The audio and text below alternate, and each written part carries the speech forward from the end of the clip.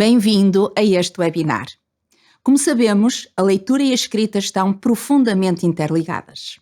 Por um lado, a leitura favorece a escrita, por outro, a prática da escrita organiza e desenvolve o pensamento, acelera aquisições linguísticas, permite ler melhor e aprender mais. É lendo e escrevendo que se aprende a ler e a escrever. Através deste webinar, pretende-se, antes de mais, apresentar estratégias que permitam desenvolver nos alunos o gosto pela leitura e pela escrita, indo ao encontro dos seus interesses e expectativas e, simultaneamente, encontrar respostas para as inquietações dos docentes no que diz respeito a estes domínios. A interiorização de hábitos de leitura e de escrita decorre da frequência da sua prática, associada a situações de prazer e de reforço da autoconfiança.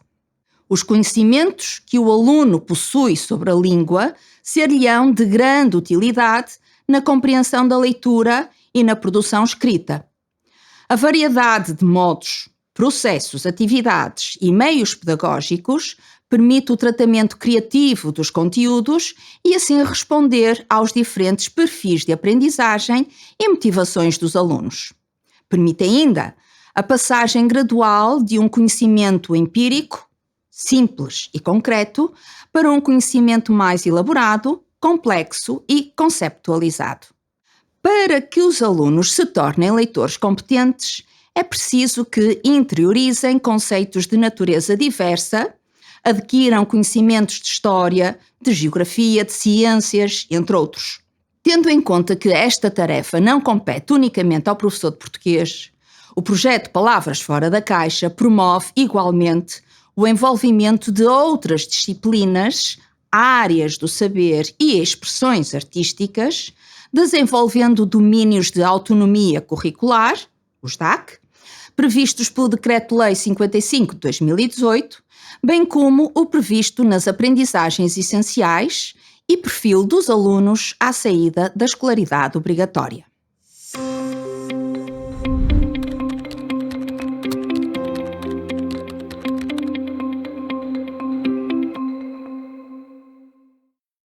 Efetivamente, todos sabemos que os alunos, quanto mais motivados estiverem, mais leem, e quanto mais lerem, melhor compreendem e escrevem, sendo que existe uma correlação com a gramática que é fundamental para o domínio da escrita. Assim, devemos insistir em estratégias de motivação para a leitura, dados os benefícios que ela apresenta. Para além das estratégias que todos nós já conhecemos, podemos ainda levá-los a participar no Miúdos a Votos, uma iniciativa da Visão Júnior, mostrar-lhes book trailers,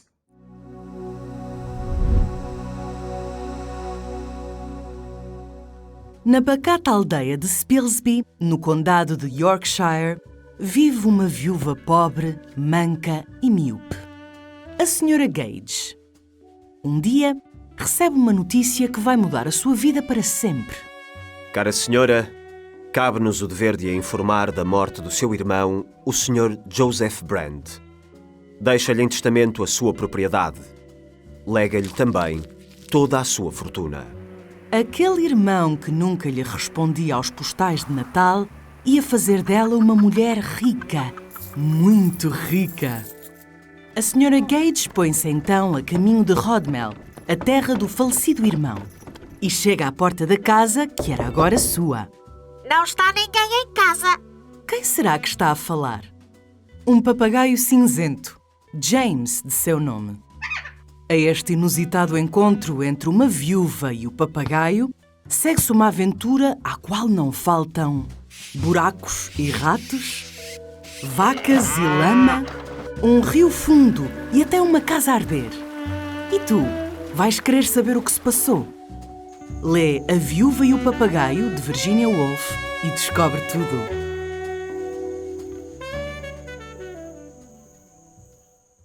Incentivá-los a serem influenciadores digitais de livros infantis, criando parcerias com editoras e recebendo livros gratuitamente.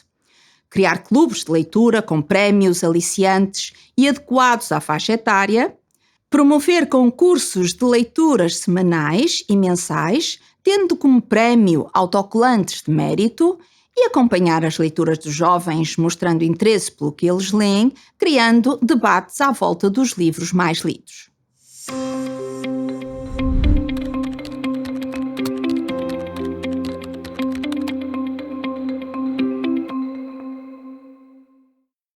No que diz respeito à escrita, para cada uma das tipologias textuais, é necessário apresentar aos alunos uma estrutura bem definida que lhes permita pensar o texto a quanto da sua produção. Vejamos. Em primeiro lugar, deve ser feita a análise de um modelo onde o aluno observe as características mais marcantes desse tipo de texto. Seguidamente, deve sistematizar-se essas mesmas características textuais. Com base no que foi explicado, o aluno está em condições de planificar o seu texto para o redigir e fazer a sua revisão. Por último, mas não menos importante, divulga-se ou socializa-se o texto. Face ao exposto, nada melhor do que ver um exemplo concreto. Vamos a isso.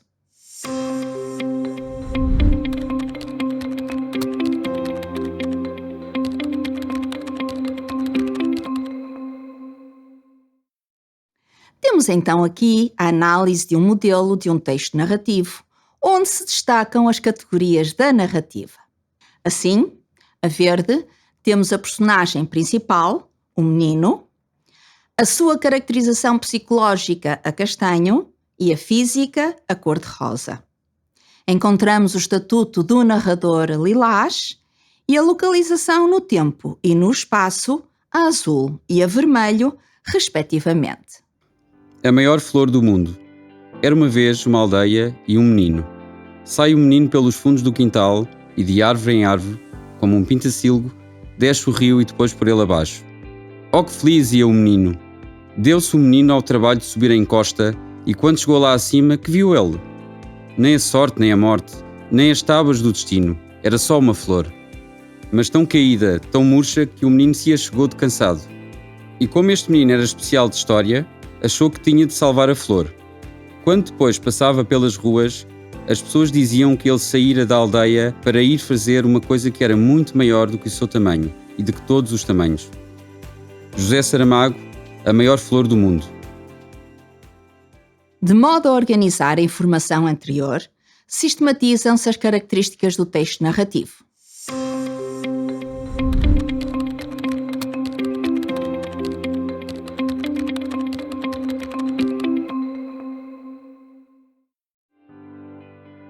A estrutura do texto narrativo é composta por situação inicial. A introdução normalmente corresponde ao primeiro parágrafo e dá a conhecer as personagens, o tempo e o espaço. Conflito. No desenvolvimento, narra-se a ação principal e um conjunto de peripécias.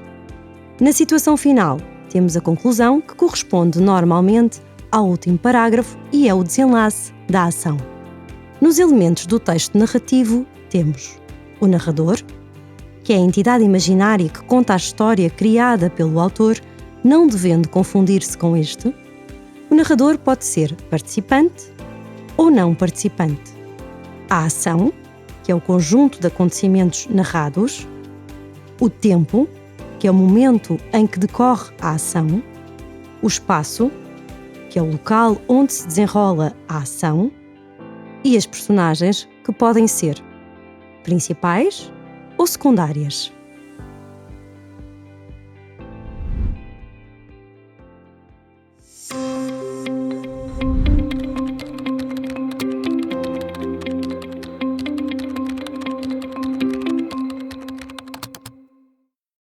Nesta análise, o aluno pode ainda expandir os seus conhecimentos através de quadros que lhe permitem conhecer mais acerca das categorias da narrativa, nomeadamente a localização no tempo.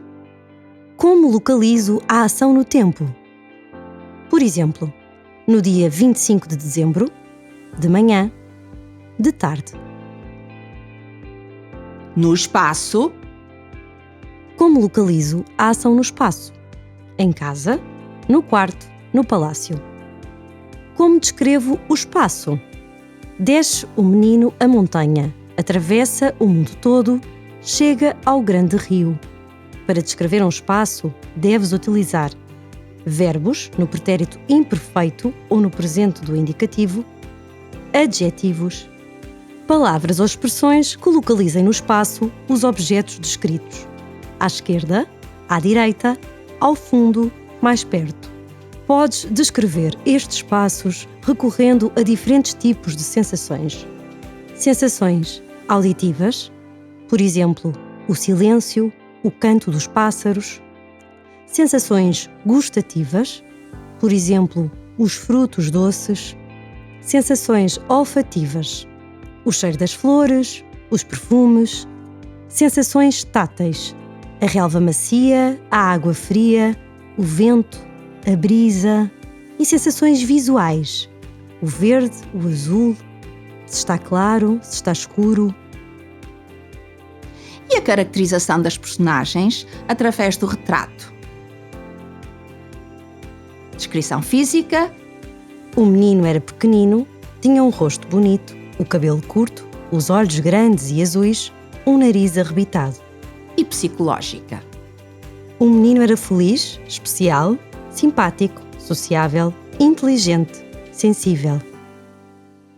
Para além do retrato, o aluno sistematiza ainda o modo como constrói um diálogo, analisando um quadro com as características de cada tipo de discurso, o direto e o indireto. Como construo diálogos? O discurso direto reproduz exatamente as palavras ditas por alguém. Exemplo: o menino disse: "Tenho de salvar esta flor." O discurso direto caracteriza-se pelo uso de sinais de pontuação específicos, 2 pontos, travessão ou aspas. As falas das personagens surgem após a travessão ou entre aspas. No discurso indireto, essas palavras são introduzidas por um verbo e sofrem alterações nos tempos verbais, nos advérbios, nos pronomes e determinantes. Por exemplo, o menino disse que tinha de salvar aquela flor. Além disso, aprofunda o significado dos verbos introdutores do discurso direto para evitar repetições e alargar o vocabulário.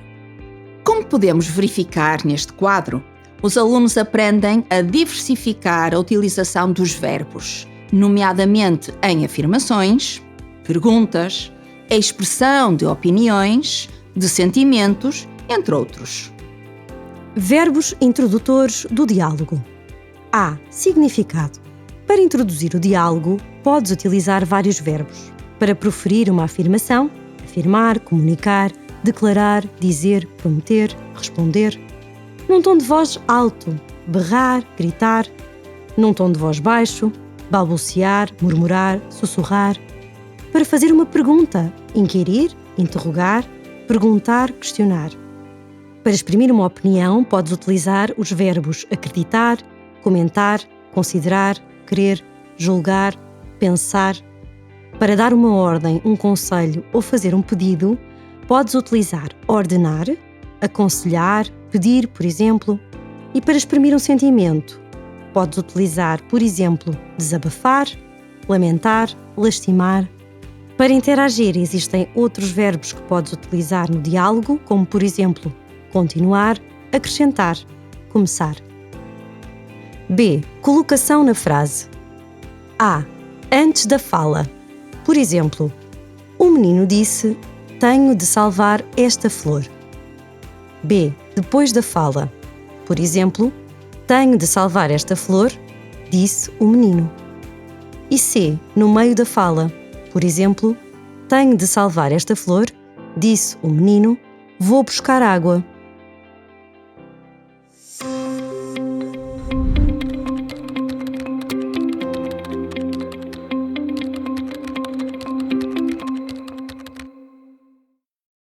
A fase seguinte deste processo de produção textual é a da planificação.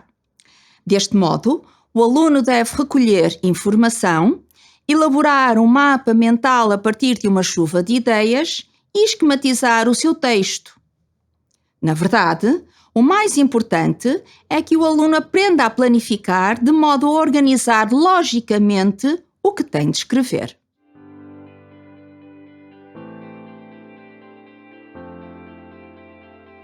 Esquematização.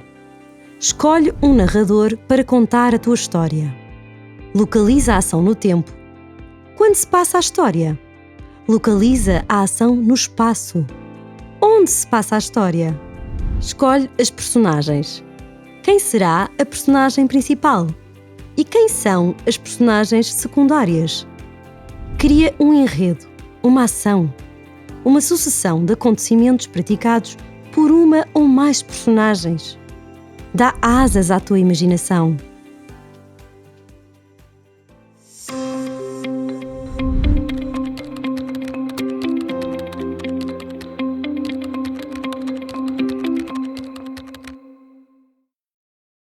Na fase da textualização, o aluno escreve o texto que deve ter em conta os pressupostos anteriores.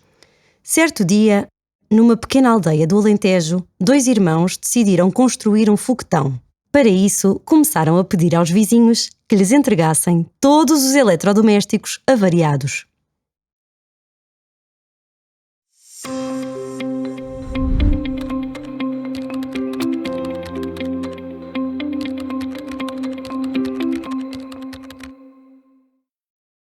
Depois do texto escrito, este é revisto. Para isso, os alunos preenchem uma grelha que os auxilia a perceber se foram capazes de obedecer àquilo que lhes foi pedido, tendo em conta a tipologia textual em questão, bem como outros aspectos de índole gráfica, morfossintática e discursivo-textual.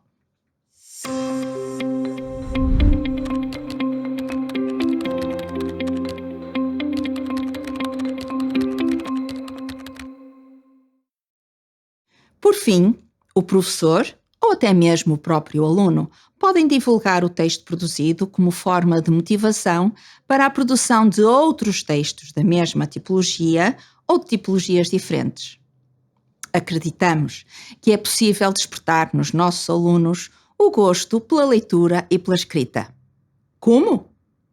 Despertando interesses e curiosidades, criando expectativas, incentivando e atribuindo feedback de qualidade ao trabalho desenvolvido e, desta forma, os alunos sentir-se-ão mais seguros e encorajados, aumentando a sua autoconfiança, que conduzirá ao aumento do prazer que a leitura e a escrita podem oferecer, incentivando-os a sair da caixa.